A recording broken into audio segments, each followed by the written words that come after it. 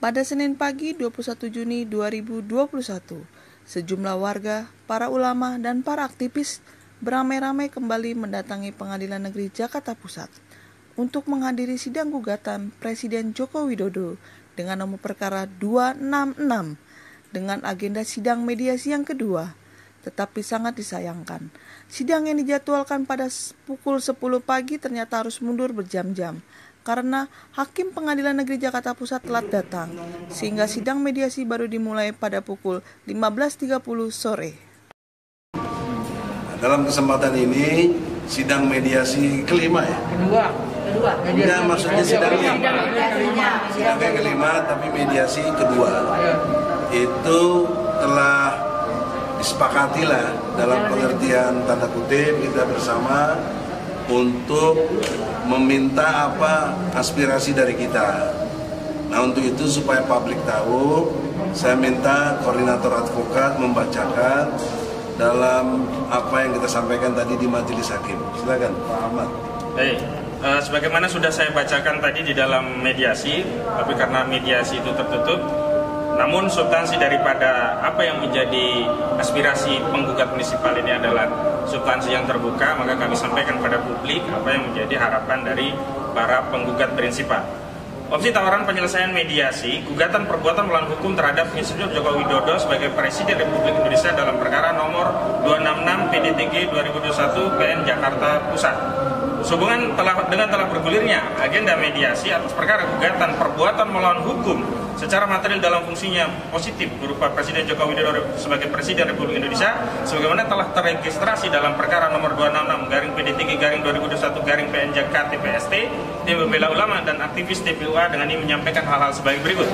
1. Bahwa gugatan aku dilakukan adalah sebagai bentuk kepedulian sejumlah rakyat Indonesia dan dalam rangka memperbaiki kondisi bangsa dan negara.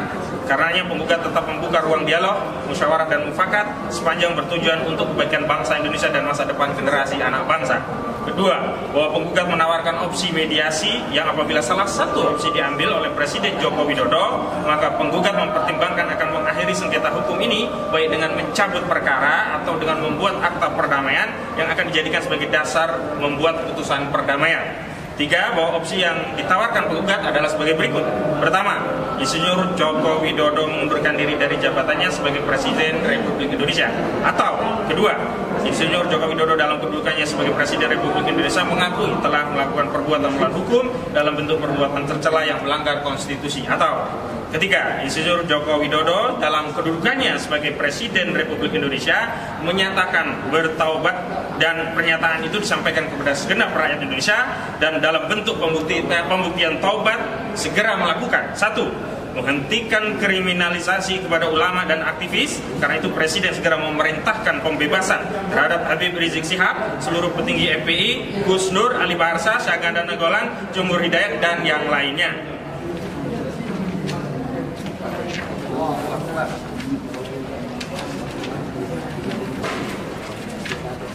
Saya lanjutkan. 2. Menghentikan kriminalisasi terhadap ormas Islam, karena itu Presiden segera mengaktifkan kembali FPI dan HTI. 3. Menghentikan produk legislasi yang tidak pro rakyat, karena itu Presiden segera terbitkan Perpu membatalkan Undang-Undang Omnibus Law Cipta Kerja, Undang-Undang Nomor 11 Tahun 2020, Undang-Undang Perubahan di Minerba, Undang-Undang Nomor 3 Tahun 2020, Undang-Undang Covid-19, Undang-Undang Nomor 2 Tahun 2020, Undang-Undang tentang pelemahan KPK, ini perubahan Undang-Undang KPK, Undang-Undang Nomor 9 Tahun 2019, dan menghentikan pembahasan Undang-Undang HIP maupun BPIP. 4. Memenuhi hak beragama bagi seluruh calon jamaah haji Indonesia. Oleh karenanya Presiden harus segera melakukan keseluruhan langkah dan ikhtiar yang dapat ditempuh, termasuk melakukan lobby terhadap otoritas Saudi agar calon jamaah haji Indonesia dapat menunaikan kewajiban yang merupakan bagian dari rukun Islam yang kelima. Demikian disampaikan. Terima kasih. Jakarta 21 Juni 2021, tim pembela ulama dan aktivis, Azamkan SH selaku Humas, Ahmad Kozinuddin SH selaku Koordinator Advokat, Profesor Dr. Haji Egy Sujana Mastal SH MSI selaku Ketua Umum, dan Damai Hari Lubis SH MH selaku Sekretaris Jenderal. Demikian, Pak. Ya, sekarang prinsipal, singkat jelas. Ya, baik. Terima kasih. Saya adalah prinsipal penggugat perkara 266 terhadap Presiden Republik Indonesia Joko Widodo. Pada awalnya kami sangat kecewa karena sudah menunggu kurang lebih 7 jam ya. Tapi akhirnya Ketua Umum kami Profesor Dr. Egy Sujana bisa melanjutkan untuk dilakukan mediasi. Dan hari ini sesuai dengan keinginan dari tim tergugat Pak Joko Widodo, dalam mediasi yang kedua meminta untuk menyampaikan, pihak penggugat menyampaikan resume sebagaimana yang sudah dibacakan oleh saudara Ahmad Hosinuddin tadi. Jadi marilah kita tunggu, karena sidang mediasi ini ditunda 2 minggu. Jadi pada tanggal 5 Juli hari Senin tahun 2021 ya, jadi mudah-mudahan nanti ini jadi mengingatkan kembali kepada historis bangsa ini tentang dekret 5 Juli. Mudah-mudahan ini adalah hari pertaubatan Presiden Republik Indonesia Joko Widodo. Allahu Akbar. Kita yakin Presiden juga manusia biasa, tidak luput dari kesalahan, khilaf. Kadang-kadang kita yakin dan percaya kesempurnaan itu milik Allah. Makanya, dan Allah juga yang akan membolak-balikkan hati umatnya.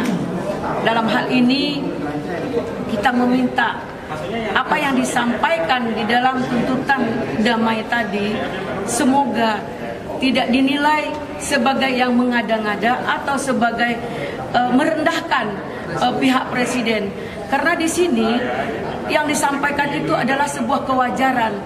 Presiden adalah pemimpin bangsa Indonesia. Bagaimana bangsanya sendiri harus sejahtera, aman dan damai. Saat ini kita sedang banyak persoalan.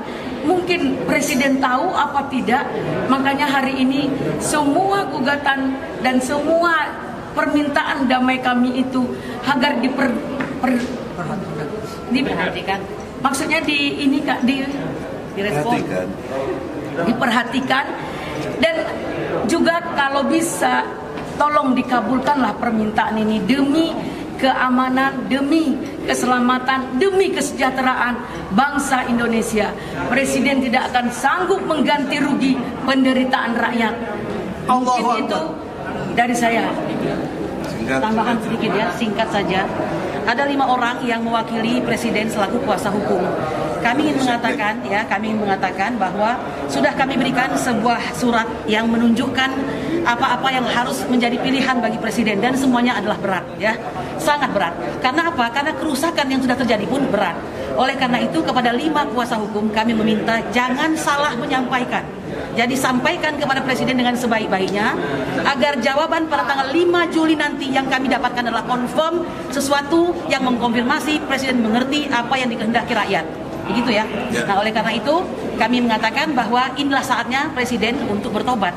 Ya, karena kalau tidak bertobat jalannya tidak ada lain kecuali mengundurkan diri atau ya tunggulah nasib dari Allah nanti kalau begitu. Terima kasih. Assalamualaikum warahmatullahi wabarakatuh. Yang terakhir, saudara-saudara, waktu terus berjalan dan hidup manusia nggak ada yang bisa tahu. 1 menit ke depan bisa meninggal atau tidak. Ini ada waktu 2 minggu. Mudah-mudahan Allah beri sehat pada Jokowi dan kesadarannya, kewarasannya untuk mau bertobat. Amin. Kita tidak memaksa dia mundur kalau dia mau bertobat dengan syarat-syarat yang tadi sudah kita sampaikan. Oleh karena itu kalau nanti tanggal 5 Juli tidak ada jawaban dari Jokowi, ini tandanya dia tidak mau bertobat. Ini perlu dikukuhkan 5 Juli itu 2. 1 pertobatan Presiden secara nasional kita terima semua sebagai bangsa Indonesia karena ingin dimajukan dan ingin disejahterakan olehnya. Yang kedua, kalau dia tidak bertobat harus dinyatakan 5 Juli 2021 adalah hari pembangkangan kepada Presiden yang zalim, Presiden yang membuat rakyatnya sengsara, dan pasti pergolakan rakyat dengan izin Allah akan terus bergulir menjadi snowball, bola salju yang semakin besar. Allah Maha Kuasa, Qulillahumma malikal mulki tu'til mulka man tasha. Semoga Allah redho dan kita semua diberkahi sebagai bangsa Indonesia. Assalamualaikum warahmatullahi wabarakatuh. Assalamualaikum warahmatullahi wabarakatuh. Saya Bang Jari Bitung dan ini Profesor Dr. Egy Sujana selaku Ketua Tim TPUA. Kami para penggugat dan kuasa penggugat berterima kasih, alhamdulillah telah hadir Jacindo News. Untuk itu kami mengucapkan selamat datang di medan perjuangan jurnalistik. Semoga Jacindo News menjadi media yang independen, media yang tetap berani dan istiqomah dalam menyuarakan kebenaran. Terima kasih dan selamat buat Jacindo News. Bismillahirrahmanirrahim. Assalamualaikum warahmatullahi wabarakatuh. Waalaikumsalam warahmatullahi wabarakatuh. Jacindo News. Jacindo News apa singkatannya? Dari Putra Cita Mulia Indonesia News. Alhamdulillah. Disingkat dari J News ya. Jacindo News. Kehadiran J News ini harus mendatangkan dua hal. Yang pertama, memberikan suplai berita yang menggairahkan, menggerakkan, dan mengubah keadaan. Itu utamanya. Kalau nggak begitu, nanti jadi pelacur media juga. Nggak berani, disuruh tutup pemerintah, tutup, termasuk ya tidak berimbang. Jadi sehingga kita nggak dapat berita yang baik. Nah, oleh karena itulah munculnya Jacindo harus mendatangkan perubahan dalam berita-berita. Amin. Yang kedua, poin pentingnya lagi adalah setelah perubahan itu, Jacindo mesti mendatangkan satu generasi yang dikehendaki Allah, namanya generasi takwa. Allah Akbar. Dengan program ASI, Al-Quran, Sholat, Infak. Kita nggak boleh terprovokasi oleh media lain. Oh nanti ini jadi kelihatannya kepentingan Islam. Enggak, jangan begitu. Cara berpikir kita objektif. Bumi dan seluruh isinya ini ciptaan siapa? Kan ciptaan Allah. Salah satu dalam konteks ilmu lingkungan itu kekuatannya satu energi, kedua materi, ya, untuk bisa berjalan berkira antara energi dan materi. Itu menjadi materi yang dimaksud di sini. Yang ketiganya adalah informasi. Nah, informasi inilah peran dari Jacindo. Jadi energi, materi yang ada dalam totalitas alam plus dikemas dengan bentuk informasi yang akurat, itu akan melahirkan baldatun thayyibatun wa rabbun. Nah itulah, semoga semakin hari semakin besar, jangan pesimis. Insya Allah jadi TV-nya nanti ada, broadcast dan semuanya ada. Amin. Ya. Insya Allah Redo, Jacindo semakin hari semakin besar. Yang kedua, besok ulang tahun Jakarta 22 Juni.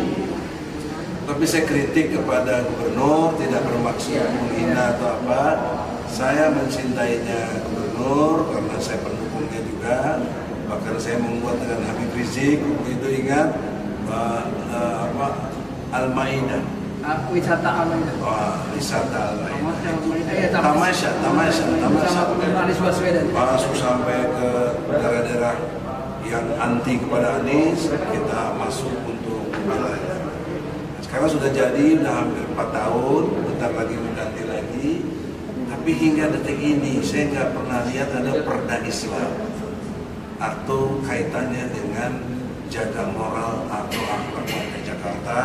Misalnya minuman keras tetap beredar, kemaksiatan tetap merajalela, kemudian kemacetan, banjir juga masih terjadi. Tidak bermaksud mendelegitimasi, tapi tolong dengan hormat.